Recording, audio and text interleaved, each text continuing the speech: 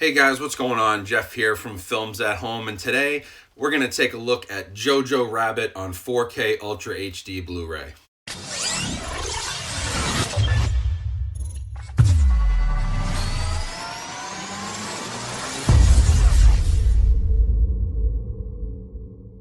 Hey guys, thanks for coming back to the channel. Like I said, today we're taking a look at JOJO Rabbit in 4K. This was sent to me by Disney or Fox or Searchlight Pictures because now they're not Fox Searchlight. I don't know who actually sent it to me and what I'm supposed to call them, but I think Disney at this point sent this for review. It's available on Tuesday, February 18th. I'll put a link down in the description to purchase it. But in this review, we're going to talk about the video, the audio, some of the packaging and special features, and whether it's worth an upgrade or a purchase at all, and whether the 4K is worth an upgrade over just a standard 1080p Blu-ray. That's the sort of reviews I do in this channel. So if you do like 4K collecting, Blu-ray collecting, movie collecting at all, physical media, home theater type stuff, this is a great channel for you. Hopefully you can subscribe to the channel. I would really appreciate it. If you enjoyed the video, leave me a like and let me know in the comments what you guys thought about JOJO Rabbit. With that being said, we're going to jump right into the review. Now, quick background on JOJO Rabbit. This is a film by Taika Waititi. He did Thor Ragnarok. He did What We See in the Shadows. He did Hunt for the Wilder People. He's a very funny comedian, I guess, or kind of a satirist from New Zealand. He's hilarious. He also acts in a lot of his movies, and so in this movie he plays JoJo is the main character, this young boy in Nazi Germany, and Taika plays Hitler, basically this imaginary friend of JoJo who's obnoxious and over the top.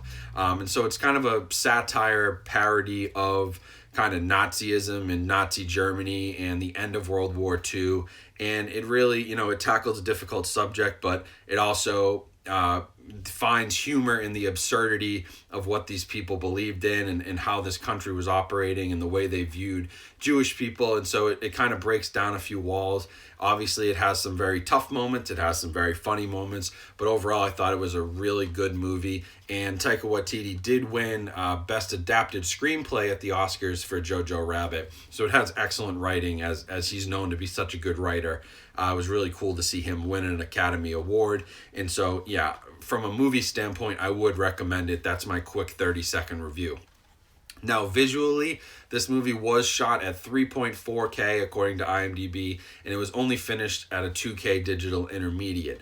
Now, based on what I saw here, I've actually, funny enough, I've watched this in multiple formats. So I watched a digital copy early because I wanted to check the movie out before the Oscars, and now I've watched it on 4K and actually on Blu-ray. So I've seen it in 3 different formats.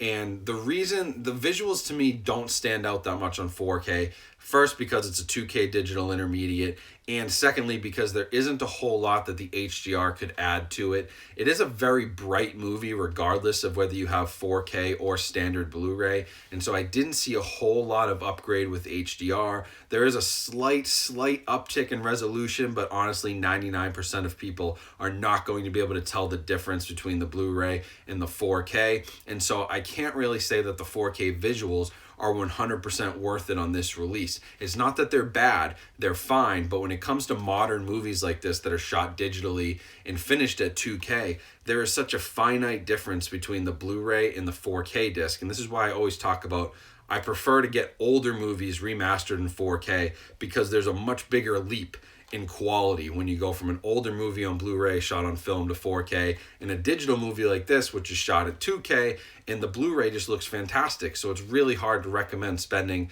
an extra $5 or $6 on a 4K disc when you're not really getting the benefit visually other than the HDR. The resolution, like I said to most people, is going to look exactly the same. It's very good, it's very clean, but so is the Blu-ray, so the 4K resolution doesn't help, and it's not the type of movie where a ton of HDR and extra color grading really contribute to any of the scenes. There are a few key moments where you can say, wow, that looks better than the Blu-ray, but overall, I wouldn't say that it's worth going to 4K for the visuals alone, just because of how good the standard standard Blu-ray already is. Now looking at audio on both the 4K and the Blu-ray, we have a DTS HD Master Audio 5.1 track. So this isn't a typical Disney release where they give you Atmos on the 4K and a 7.1 or a 5.1 on the Blu-ray. You've got both 5.1 DTS HD tracks on Blu-ray and 4K. And so again, there's really not a case to be made for upgrading to 4K with this title when you're getting the same audio on both Blu-ray and 4K.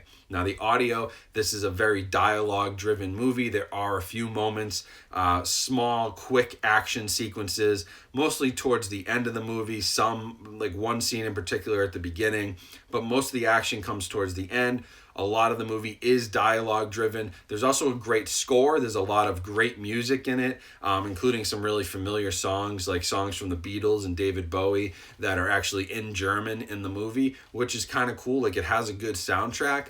But, you know, the DTS HD is the same on 4K and Blu-ray, and so you're not getting any difference here by upgrading. I will say that the 5.1 track is very good, dialogue is clear, and the few surround effects that are needed do come through very well. It's really hard to screw up a DTS HD track these days.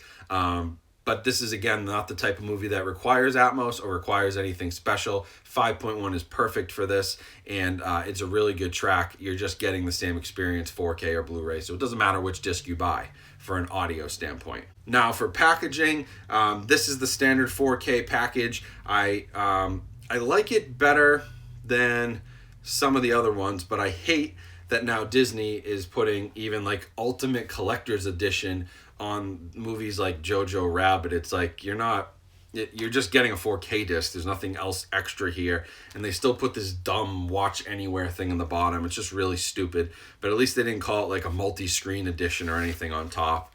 And then the inside, standard black case. It does come with a digital copy, and the 4K disc actually has some nice artwork. The Blu-ray disc does not, so that was cool to see that they actually spent a little time on the 4K disc. In the digital copy should redeem in 4K, but like I said, I don't actually redeem the copies. I give them away, and I haven't given this one away yet, so I can't confirm redemption in 4K. Maybe somebody in the comments could do that for me. That'd be super cool, but at the very least, it comes with an HD digital copy, but I know there were 4K digital copies available online, so I think there's a good chance this would redeem in 4K. So now quickly for special features, there is an audio commentary on the 4K disc by Taika Waititi, but the same commentary is available on the Blu-ray, as well as deleted scenes, some behind-the-scenes featurettes, and Inside JOJO Rabbit, which takes a little bit of a deeper dive into the background and the story and how the film came to be.